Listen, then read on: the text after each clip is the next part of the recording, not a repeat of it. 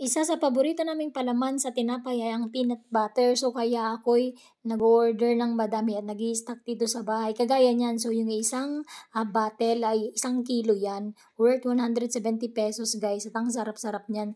So, kakabukas ko lang yan at may mantika pa siya sa ibabaw. Kaya hinahalo ko para mag-blend yung mantika dun sa buong peanut butter sa loob guys.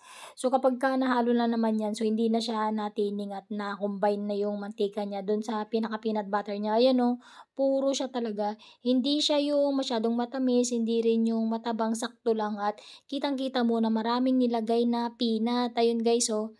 Tapos, saka ko pa lang siya nakuhanan na videoan ng kuhanan na may tinapay nung kalahati na siya. Ayun guys, ang sarap niyan. As in, kapag ka may tinapay, yan talaga yung lagi kong pinapapak. Kain tayo guys. So ito ay babaunin ni Mister at pinagbalot ko siya at gustong gusto rin niya to. Actually siya yung may favorite nito eh. So ako'y nahawa lang sa kanya.